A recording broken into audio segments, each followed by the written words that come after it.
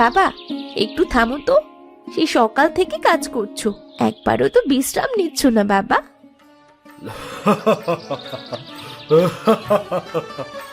চাষির জীবনে বিশ্রাম কম রে মা।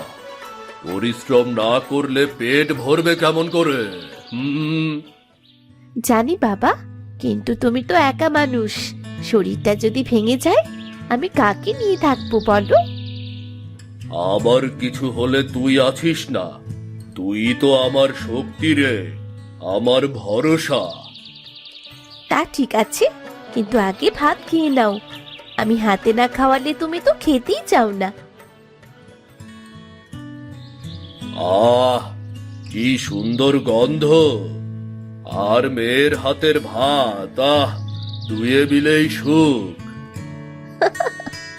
তুমি সবকিছুতেই শুধু সুখ খুঁজে পাও বাবা, কিন্তু গ্রামের সবাই তো তোমার মতো নয়। শুনেছি জমিদার রঘুনাথ আবার হরি কাকার জমিটাও কেড়ে নিয়েছে। হ্যাঁ, শুনেছি।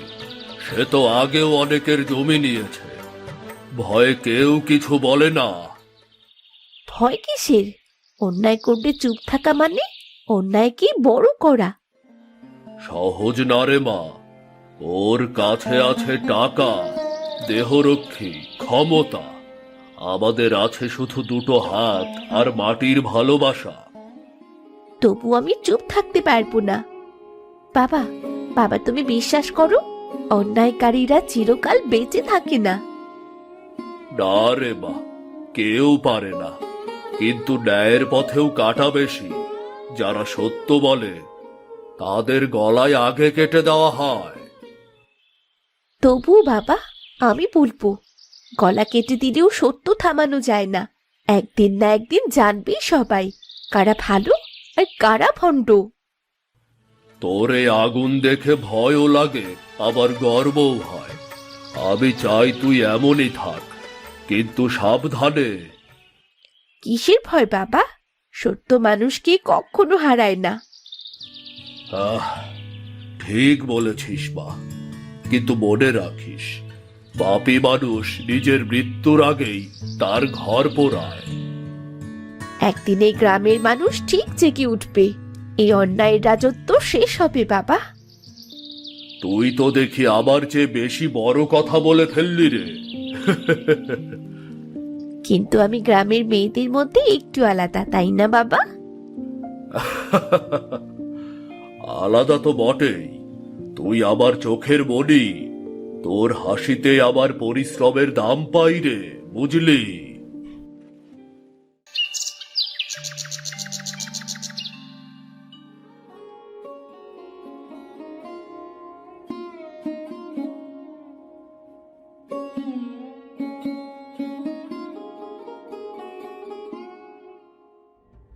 এই যে শোনো দেবাশিস, আজ থেকে এই জমি জমিদার রঘুনাথ মশাইয়ের। তোমার আর কোনো অধিকার নেই এখানে। কি বললে? এই জমি আমি নিজের ঘাম ঝরিয়ে চাষ করেছি। বছরের পর বছর এই মাটিতে আমার ঘামের গন্ধ লেগে আছে। কিসের জোরে কেড়ে নিচ্ছে? জমিদার মশাইয়ের হুকুম, এখন থেকে এই জমিতে তোমার পা পড়বে না। হুকুম? অন্যের জমি কেড়ে নেয়া যদি তার হুকুম হয়, তাহলে তা অন্যায়। বেশি কথা কইতাছা চাষা। জমিদার মশাইয়ের বিরুদ্ধে জিভ খুললে জিভ কেটে নেব। থামো, এটা আমার ফসল। তোমরা পাপ করছো। পাপ পূর্ণ এসব জমিদাররা মানে না। এখানে শুধু একটাই কথাই চলে, রঘুনাথ মশাইয়ের ইচ্ছা।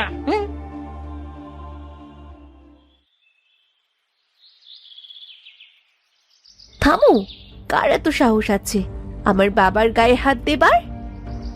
ওহো, এ তো সেই দেবাশিসের মেয়ে। তুইও জমিদারের আদেশে বাধা দিবি? হ্যাঁ, দেবাশিসের মেয়ে আমি। আমি অন্যায়ের সামনে চুপ করে থাকবো না। জমিদার বলো, রাজা বলো, অন্যের জমি কেড়ে খেলে তার মুখোশ একদিন ঠিক খুলবে। এই কথা জমিদার মশাই শুনলে তোরা দম নিতে পারবি না। আমি নিজে গিয়ে বলবো, যে অন্যায় করে তার সামনে দাঁড়াতে ভয় পাই না আমি। ঠিক আছে, কাল জমিদার বাড়িতে চলে যেও, দেখা হবে তোমাদের সাথে।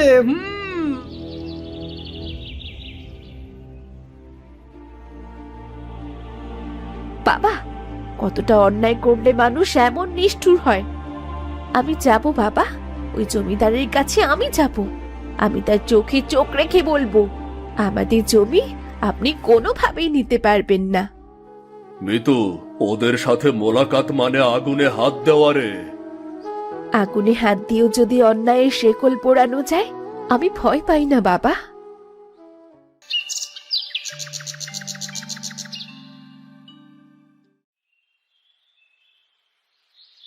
আমি দেবাশিসের মেয়ে। আপনার লোকেরা আমাদের জমির ফসল ভেঙে দিয়েছে।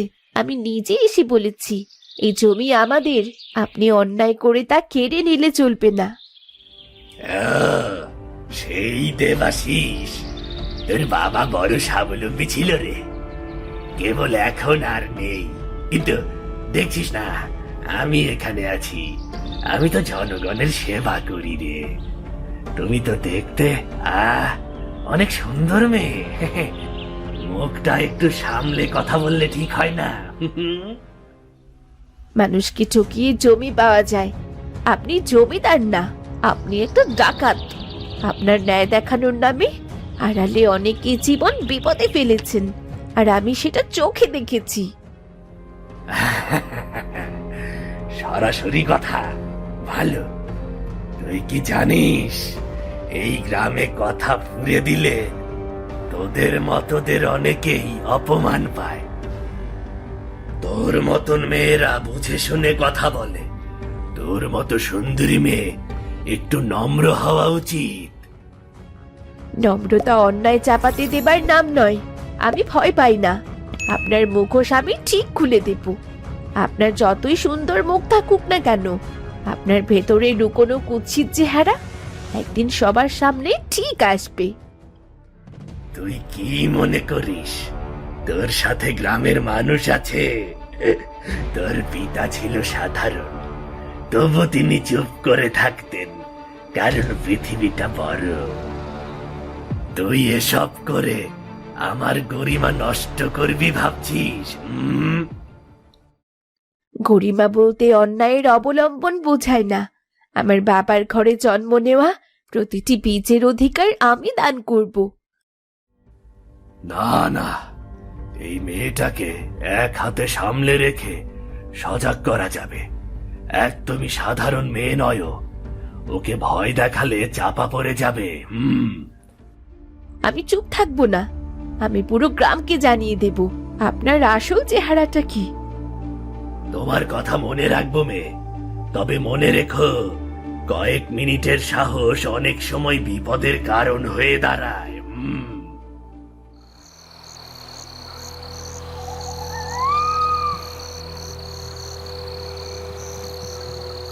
রাতে সিপাহীরা মিতুকে মুখ বেঁধে তার বাড়ি থেকে তুলে নিয়ে যায়, গুদাম ঘরে বন্দি করে রাখে। ভয় পাই না, আমি ভয় পাই না। অন্যায়ের সঙ্গে লড়াই মানে মৃত্যু হলে হোক, তবু আমি হেরে যাব না। কি হলো মেয়ে, বড় সাহস ছিল না তোমার? এখন কেমন লাগে এই অন্ধকারে একা একা বসে? আপনি আমাকে বন্দি করতে পারেন, কিন্তু আমার সত্য কথা কি করে আটকে রাখবেন? আপনার ভয়, আপনার পাপই একদিন আপনাকে ঠিক গ্রাস করবে। কাল সকালে এক কাল কোবরা সাপের ব্যবস্থা করো। কেউ জানবে না, কেউ শুনবে না, সকলে জানবে সাপের কামড়ে মারা গিয়েছে। জি মশাই, তাই কেউ যদি টের পায়? চুপ কর, এই গ্রাম আমার, এই গ্রামে আমার কথাই হলো আইন। কে সাহস করবে আমার বিরুদ্ধে মুখ খোলা, আর কেই বা জানবে? হ্যাঁ, আমার মৃত্যু দিয়ে আপনি হয়তো আমাকে চুপ করাবেন, কিন্তু আমার আত্মা চুপ থাকবে না। আমি প্রতিজ্ঞা করছি, একদিন ন্যায় ঠিক ফিরে আসবে। তুই বড্ড কথা বলিস মেয়ে। মৃত্যুর পর আত্মা টাত্মা কিছুই থাকে না। আমি মৃত্যুকেই তোর ভাগ্য করে দিচ্ছি রে। মা, পৃথিবী ন্যায় যেন না হারিয়ে যায়। যদি আমি মরেও যাই, আমার আত্মা যেন এই অন্ধকারে ন্যায়ের আলো হয়ে ফিরে আসে। সব শেষ করো আজ রাতেই। সকাল হবার আগে যেন কেউ কিছু না জানে। মশাই, ও তো একটা মেয়ে, ওর চোখে ভয় না আগুন দেহি কেন? চুপ কর, তুই তোর কাজ কর, বাকিটা আমি দেখব। ওর জেদ যদি আজ না মরে, কাল আমি জ্বলবো।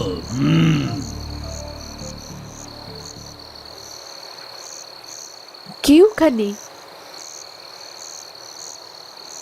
তুমি করিম কাকা? তোমরা কি মানুষ না পশু আমায় ন্যায়ের প্রতিবাদে বন্দি করেছো?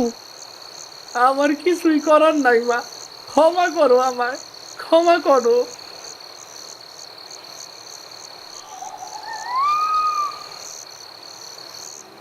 তুইও নির্দোষ প্রাণী। তুই জানিস না তোকে দিয়ে কি অন্যায় করানো হচ্ছে। কিন্তু আমি ভয় পাই না। ন্যায় আমার সঙ্গে মরবে না। আমার আত্মা ঠিক ন্যায় চাইবে। শুনে রাখো জমিদার, তোমার পরিবারে অভিশাপ নামবে। মিতু এতক্ষণে মরে গেছে, ওর লাশটা কি করব? ওর বাড়ির সামনে ফেলে দিয়ে আয়। লোকে ভাববে বাড়ি থেকে সাপে কেটেছে।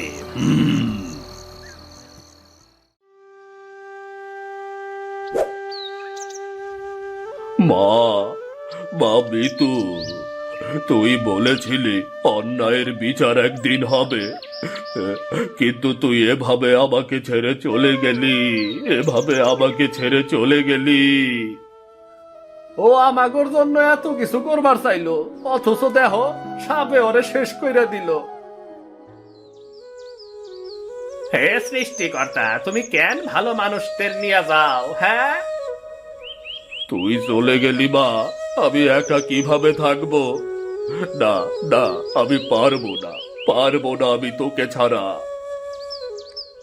যে মানুষ অন্যায়ের প্রতিবাদে বেঁচেছিল, সে নিজের প্রিয়জনের মৃত্যুর যন্ত্রণায় ভেঙে পড়ল। কিন্তু মৃত্যুর ভেতরে জন্ম নিল এক নতুন শক্তি, অভিশাপের শক্তি। তুমি যে আমায় সাপের বিষ দিয়ে মেরেছিলে, তার জন্যে আমার বাবাও।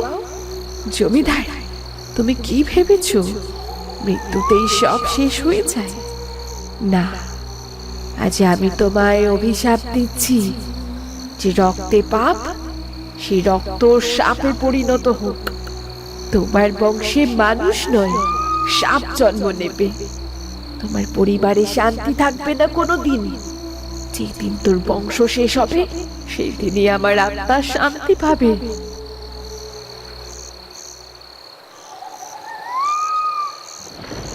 সেই রাতে কুসুমপুর গ্রাম জেগেছিল এক অভিশপ্ত ঝড়ের সাক্ষী হয়ে। আর সেই ঝড়ের পর থেকেই জমিদার বংশের সূর্য ধীরে ধীরে অন্ধকারে হারিয়ে যেতে শুরু করলো।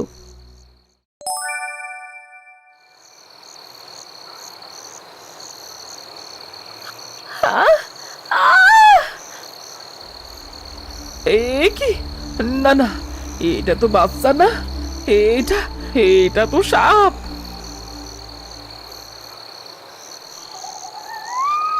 দাইমা, কি হয়েছে? তুমি এভাবে দৌড়ে চলে যাচ্ছ কেন? আমার সন্তান কোথায়?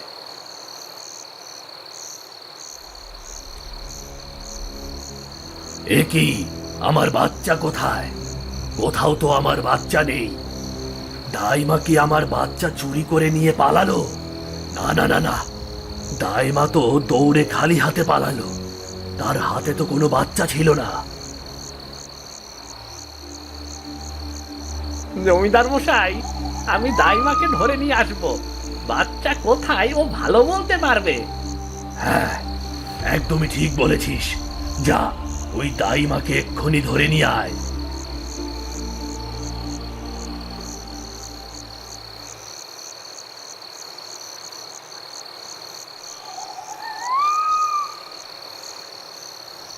দাইমা, কোথায় আপনি?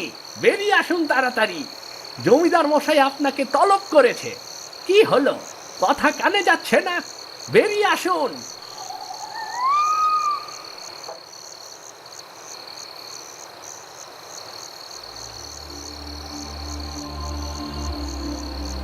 হিরে, দাইমাকে খুঁজে নিয়ে এসেছিস?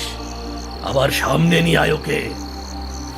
জমিদার মশাই, দাইমার ঘর ফাঁকা, তার ঘরে কেউ নাই, মনে হয় পালিয়ে গেছে।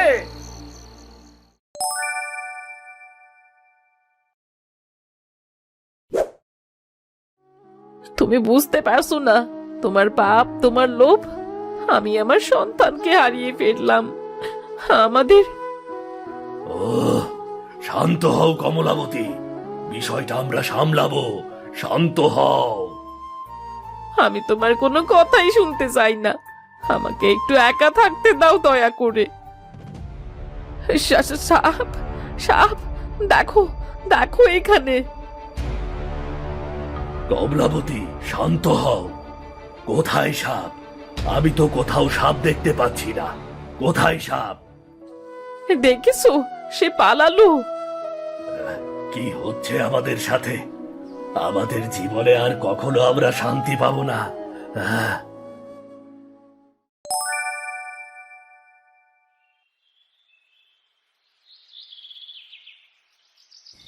আজ শিকার করব। বউয়ের জন্য আজ বড় একটা পশু শিকার করে নিয়ে যাব। আমার বউ খুশি থাকলে আমি খুশি থাকব। বাবা, বাবা, কেউ আছে এখানে? কে এখানে? কে কথা বলল? কেউ তো নেই, শুধু পাতা কাঁপছে।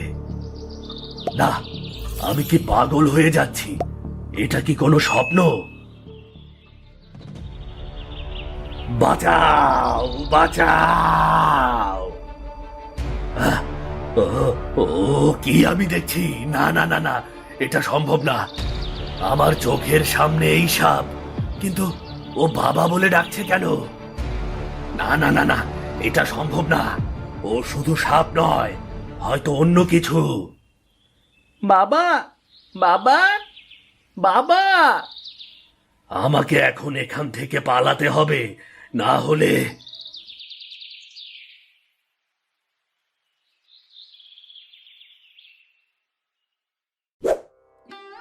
জমিদারের ভয় তীব্র হলো।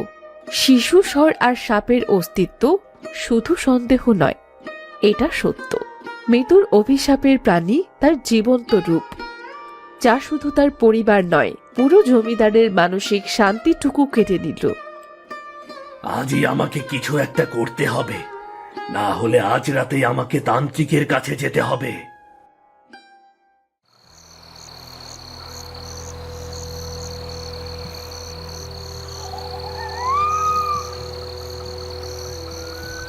আমি আমি এসেছি সত্য জানতে।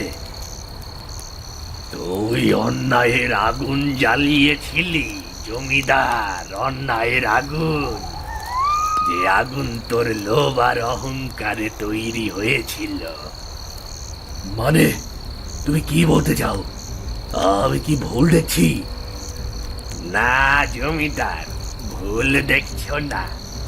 ওই সাপ, তুমি যা দেখতে পেয়েছো ওটাই তোমার পুত্র, মৃত্যুর আত্মার অভিশাপের ফল।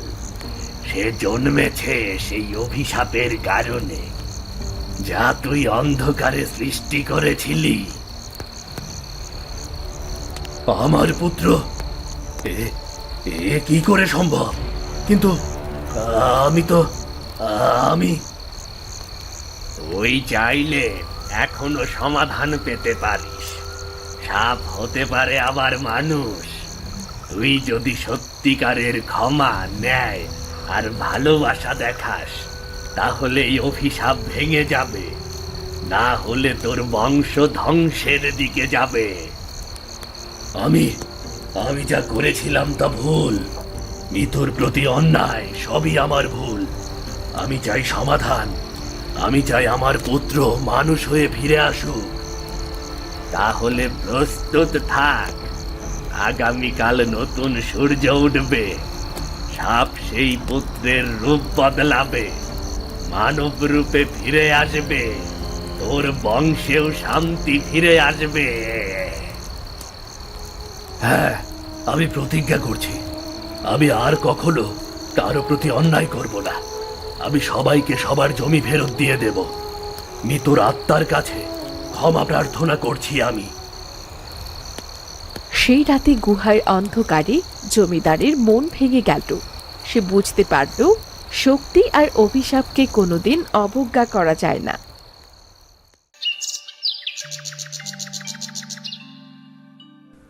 হে সৃষ্টিকর্তা, আমি কি করেছি তা আমি বুঝতে পারছি। আমার পাপ ক্ষমা করো। আমি মিতুর প্রতি অন্যায় করেছি। মিতু, আমাকে ক্ষমা করে দাও। আমি অনেক ভুল করেছি। সত্য স্বীকার করো জমিদার। গ্রামবাসীর সামনে অনুতাপ জানাও।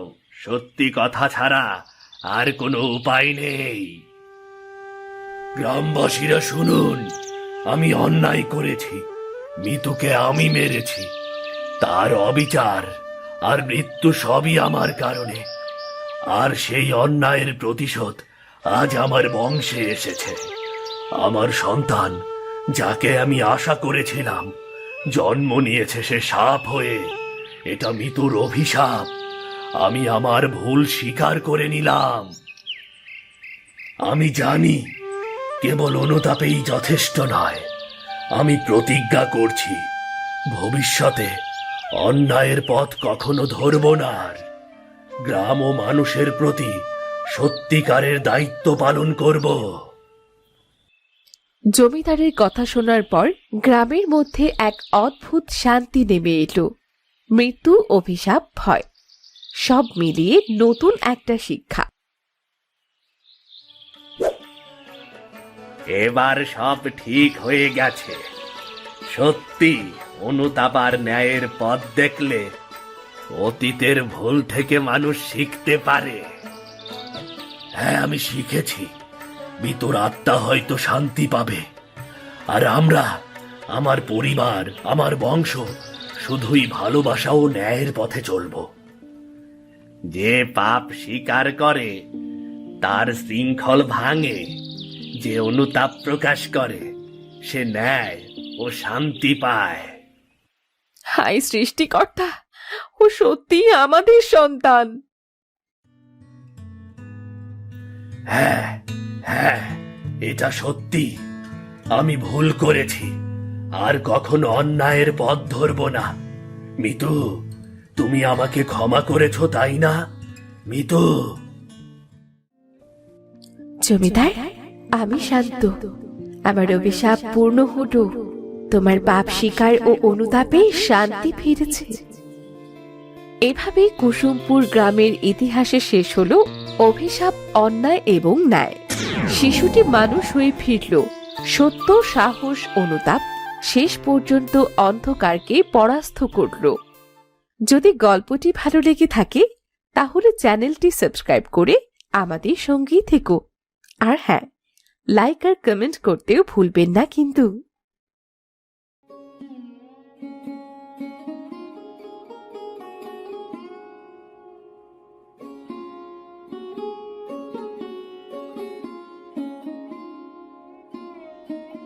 কাশেম ভাই, আজকাল তোমার দোকান বেশ ভালো চলে দেখি। হ্যাঁ, সবই ওপরওয়ালার দয়া। দয়া তো অনেক দেখি, কিন্তু একটা জিনিসের অভাব রয়ে গেল নাকি ভাই?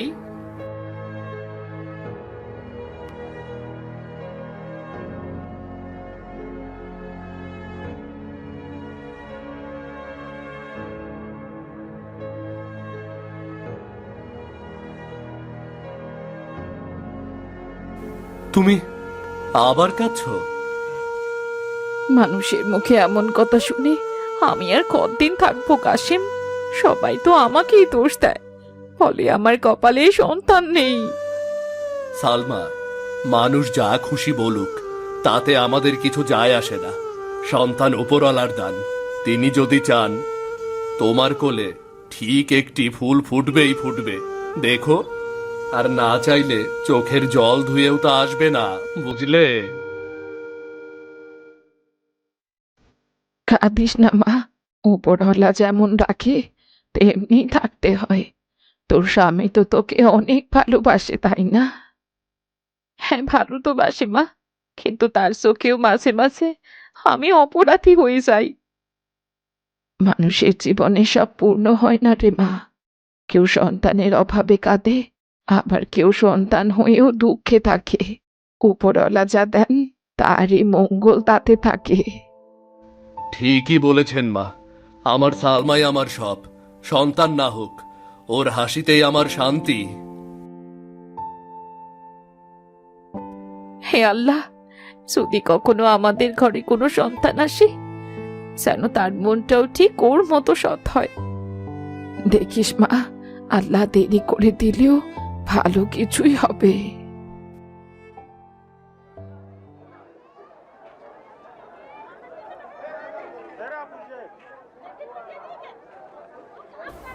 ভাই, এই ইলিশটার দাম কত? 3 কেজি ওজন, আজকে সেরা মাছ, দামও সেরা, 300 টাকা। ভাই, মাছটি দাও, বাড়ি গিয়ে আজ রান্না হবে ইলিশ ভাজা।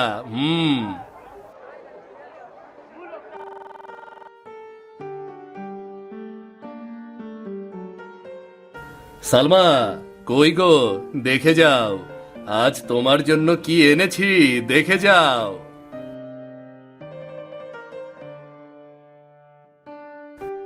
ওরে বাবা, এত বড় ইলিশ! এমন মাছ তো বহুত দিন ঘরে আসে না। খুব ভালো করে রান্না করো তো, মশলা মেখে ভেজে। আহ, আজ ইলিশ ভোজ হবে। আচ্ছা ঠিক আছে, তোমার পছন্দ মতোই রান্না হবে।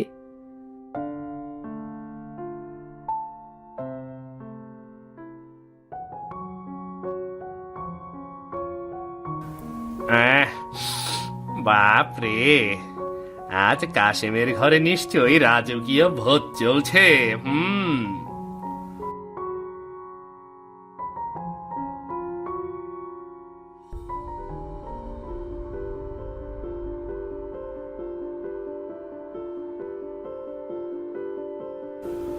মা, তোমার বাড়ির এই ইলিশের গন্ধে মন ভরে গেল।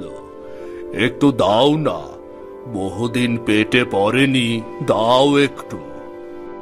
আপনি একটু অপেক্ষা করুন বাবা, আমি এক্ষুনি খাবার আনছি। সালমা, ওইসব ভিক্ষুকদের পাত্তা দিও না। এই মাছ আমি এনেছি আমাদের জন্য। বাবা, তুই যদি আমাকে এক টুকরো মাছ দিস, তোর ভাত কমবে না রে, বরং আশীর্বাদ বেড়ে যাবে রে।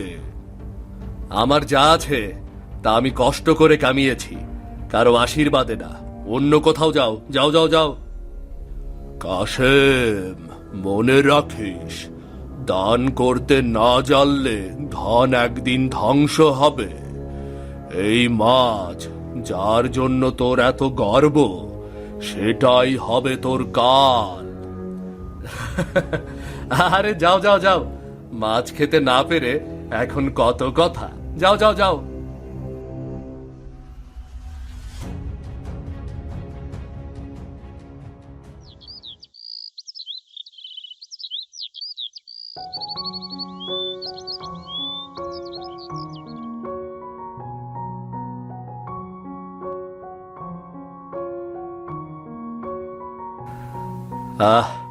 ওপরওয়ালা অবশেষে আমাদের দয়া করলেন। সালমা, তুমি এখন থেকে সাবধানে থাকবে। আমি তোমাকে রাজরানীর মতো করে রাখবো।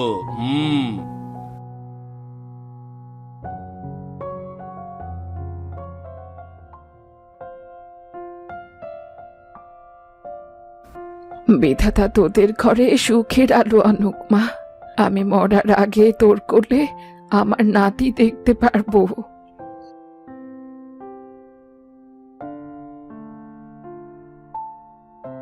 বিধাতা তাইলে তোমাদের উপর কৃপা করলো।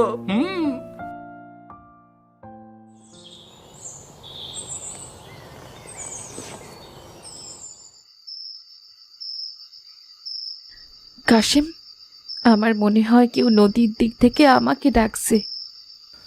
সবই তোমার কল্পনা, রাতে ঘুমাও না তাই।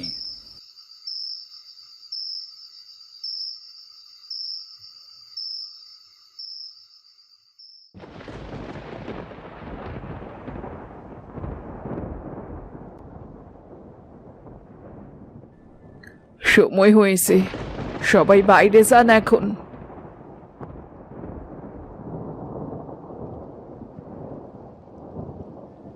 হায় বিধাতা, এ কেমন সন্তান!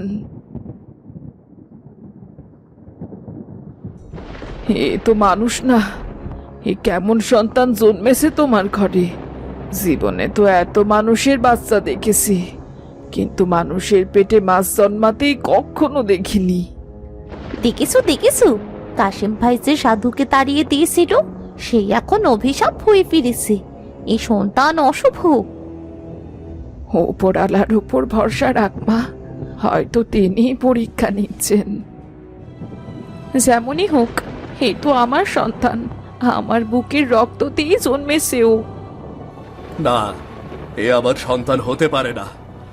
আমি একে ঘরে রাখবো না, কিছুতেই এ আমার সন্তান হতে পারে না। কাশেম, ও তো আমাদেরই রক্ত। যদি সবার চোখেও অভিশাপ হয়, তবু আমার কাছেও আমার সন্তান।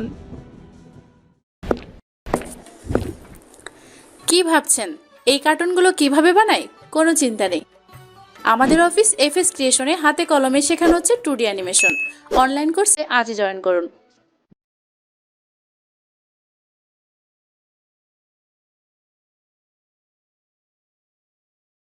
কাশেম, ও আমার সন্তান। তুমি যাই ভাবো, ওর বুকেও প্রাণ আছে, ও আমার গর্ভ থেকে এসেছে। চুপ করো সালমা, আমি জানি এটা সন্তান নয়। এতিম সন্তান আমার হতে পারে না। একে ঘরে রাখলে সর্বনাশ হবে, লোকজন হাসাহাসি করবে। আমি এ কোনোভাবেই মানব না, কোনোভাবেই না। মানুষ যা খুশি বলুক, কিন্তু ওকে ওকে তুমি আমার কাছ থেকে কেড়ে নিও না। আমি নিজ হাতে ওকে মানুষ করে তুলবো। বাবা, যা বিধাতা দিয়েছে সেটা মেনে নাও। এমন করো না বাবা, অমঙ্গল হবে তো।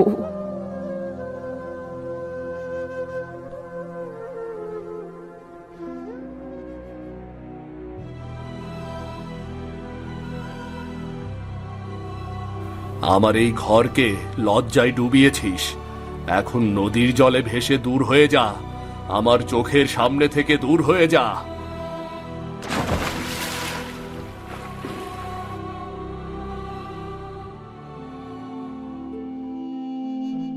ও আমার সন্তান, তুমি এভাবে আমার বুক খালি করে দিও না। এই তুমি কি করলে বাবা? নিজের সন্তানকে এভাবে ফেলে দিলে? আমি যা করেছি ঠিক করেছি। এই ঘটনার মূলেই সালমা। ও অশুভ নারী না হলে এমন সন্তান জন্মাতো না। তুমি এমনটা কি করে করতে পারলে বলো? আমার ঘরে তোমার কোনো জায়গা নেই। আজই তুমি আমার ঘর থেকে বেরিয়ে যাও। তোমায় আমি তালাক দিলাম, আর কখনো আমার সামনে আসবে না। চল মা, আমার সঙ্গে চল। যে বাবা তার সন্তানকে ফেলে দিতে পারে, নিজের স্ত্রীকে যে ভুল বুঝতে পারে, সে ঘরে তোর থাকার দরকার নেই। তুই আমার সাথে চল।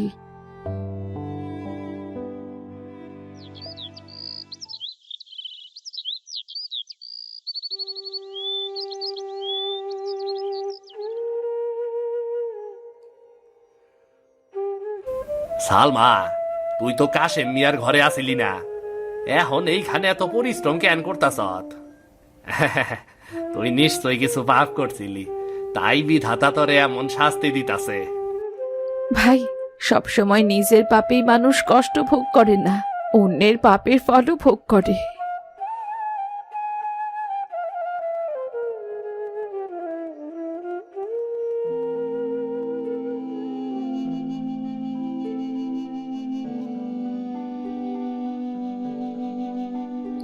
মা, আজ মাত্র আধা শির চাল আনতে পারলাম। কাল হয়তো কিছুই থাকবে না। কোনো না কোনো ভাবে বিধাতা একটা পথ ঠিক দেবেন রে মা, তুই কোনো চিন্তা করিস না মা।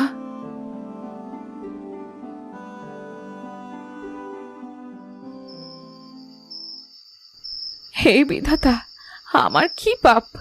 আমি তো কারো কোনো ক্ষতি করিনি, কেবল মা হতে চেয়েছিলাম, তাতে কি এত শাস্তি?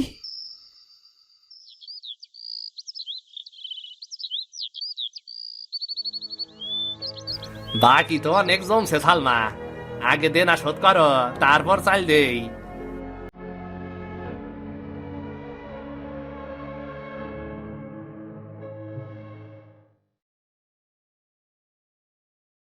মারে, আমার শরীর একদম ভাল লাগছে না, মনে হয় আমি আর বাঁচবো না রে মা। তুমি এমন কথা বলো না মা, তুমি ছাড়া আমার কি আছে বলো? তোমার কি খুব কষ্ট হচ্ছে মা? জানি না রে মা, বুকের ভেতরটা জ্বলে যাচ্ছে রে। মায়ের এই অবস্থায় তাকে একটু খাবারও মুখে তুলে দিতে পারছি না, ডাক্তার কি করে দেখাবো? তুমি চিন্তা করো না মা, আমি তোমার জন্যে ডাক্তার নিয়ে আসছি, আর সেভাবেই হোক দেখি একটু খাবার আনতে পারি কিনা।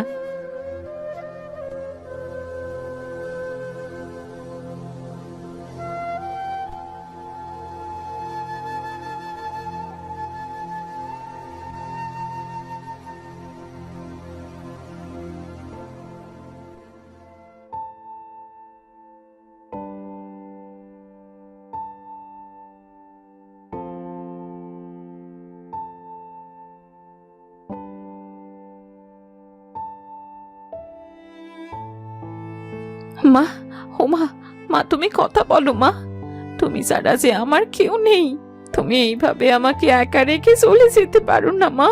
মা,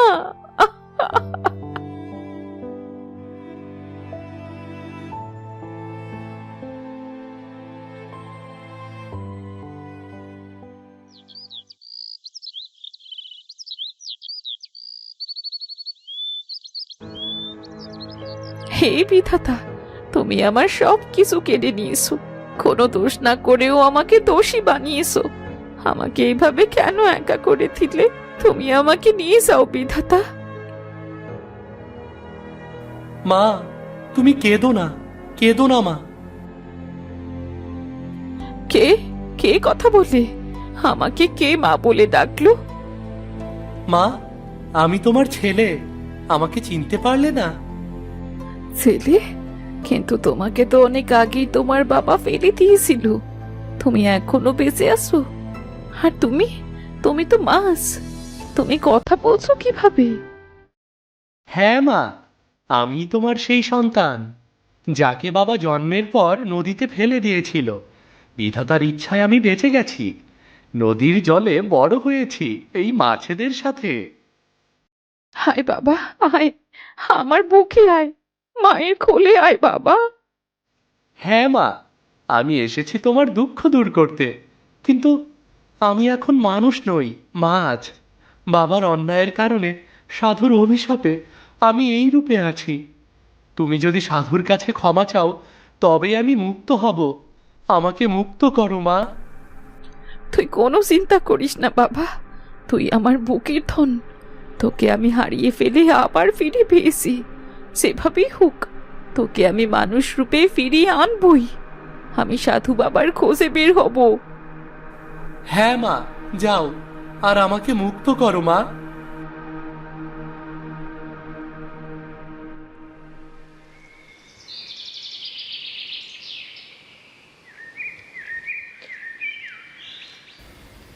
কোথায় যাচ্ছেন দিদি? এই গভীর জঙ্গলে একা, বন্য পশু আছে, আপনার ক্ষতি করতে পারে। আমি সাধু বাবার খোঁজ করছি, শুনেছি তিনি এই জঙ্গলেই থাকেন। হ্যাঁ, এই পথেই একটু ভেতরে এক বুড়ো সাধু থাকেন, একটা পুরনো কুঁড়ে ঘরে। সাবধানে যাবেন, সেখানে অনেক বন্য প্রাণীও আছে।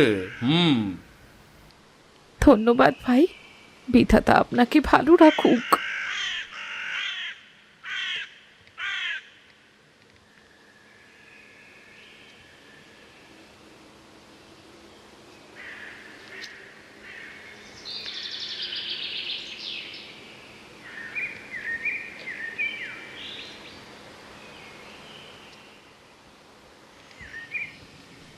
সাধু বাবা, আপনি কি আমাকে চিনতে পারছেন?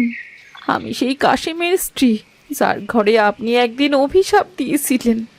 আজ আমি ক্ষমা চাইতে এসেছি আপনার কাছে। আপনার অভিশাপে আমার সব শেষ হয়ে গেছে বাবা। আমার স্বামীর অপরাধে শাস্তি আমি 20টা বছর ধরে বয়ে বেড়াচ্ছি। আপনি আমার সন্তানকে মুক্তি দিন, আমার সন্তানকে আমার বুকে ফিরিয়ে দিন বাবা। সালমা, সৃষ্টিকর্তা তোদের পরীক্ষা শেষ করেছে। 20 বছর কেটে গেছে। তোর স্বামীর পাপের সময় পূর্ণ হয়েছে। এখন মুক্তির সময়। আজ রাতে চাঁদের আলো যখন নদীতে পড়বে, তখন তোর সন্তান আবার মানুষ রূপে ফিরে আসবে। তবে মনে রাখিস, আর কখনো অহংকার যেন তোদের ছুতে না পারে।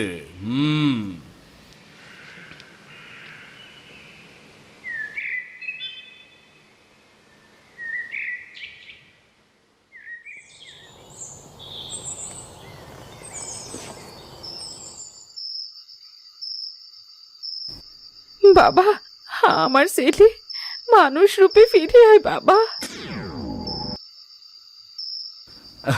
মা, আমি ফিরে এসেছি। তোমার কান্না, তোমার প্রার্থনা আমাকে মানুষ রূপে ফিরিয়ে দিয়েছে। ওই তো সালমা, ওর মাছ পোলাটা মানুষ হইয়া গেছে। এটা তো অলৌকিক, সবই বিধাতার খেলা। এটা অলৌকিক নয়, এটা ন্যায়ের পুনর্জন্ম। 20 বছর আগে অহংকারের কারণে একজন মানুষ নিজের সন্তানকে হারিয়েছিল। আজ সেই সন্তান ফিরে এসেছে, তার মায়ের অশ্রু আর বিশ্বাসের শক্তিতে। হে সাধু বাবা, আপনি আমার জীবন ফেরালেন। না সালমা, তোর মাতৃত্বই তোকে আশীর্বাদ দিয়েছে। সৃষ্টিকর্তা মায়ের প্রার্থনা কখনো ব্যর্থ করেন না।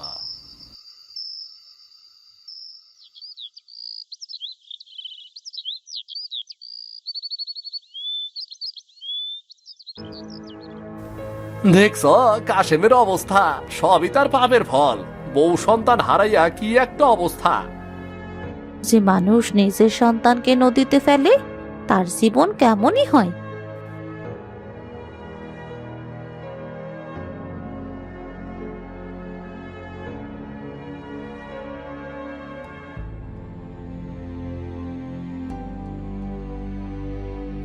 কে কে ওখানে?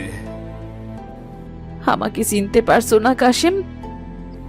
বাবা, আমি তোমার সেই মাছ সন্তান, যাকে তুমি অবজ্ঞা করে নদীতে ফেলে দিয়েছিলে। কি কি বলছো তুমি? তুমি কি সত্যি বলছো?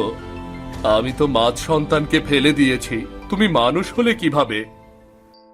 তোমার করা দুর্ব্যবহারের কারণে সাধুর অভিশাপে আমাদের মাছ সন্তান হয়েছিল। সাধু বাবা আমার ছেলেকে মানুষে পরিণত করে দিয়েছে। সত্যি সত্যি তুই আমার ছেলে? হ্যাঁ বাবা, আমি তোমার সেই ফেলে দেওয়া মাছ সন্তান। আমি তোমার সাথে খুব অন্যায় করেছি, পাপ করেছি। তুমি আমাকে ক্ষমা করে দাও সালমা। আমি অহংকারে অন্ধ হয়ে গিয়েছিলাম। তুমি আমাকে ক্ষমা করে দাও, ক্ষমা করে দাও আমাকে।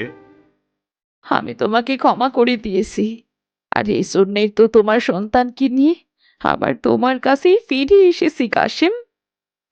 সালমা, আমি তোমার আর আমার সন্তানের সাথে যে ভুল করেছি, সেই পাপের প্রায়শ্চিত্ত আমি এখন করছি। আমি আমার পাপের জন্য তোমাদের কাছে ক্ষমা চাই।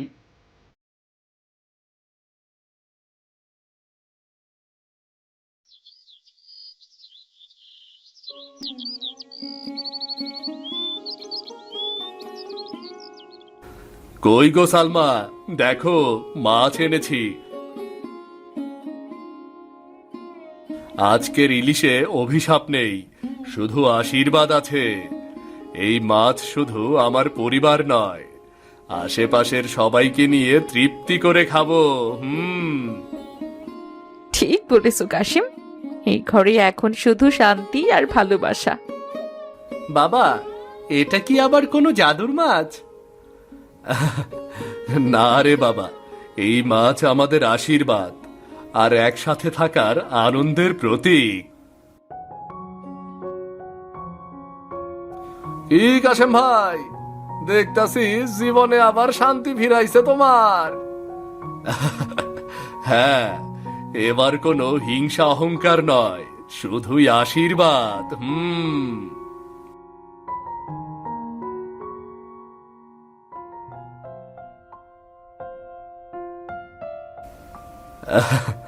আমার সব দুঃখ ভুলে গেছি।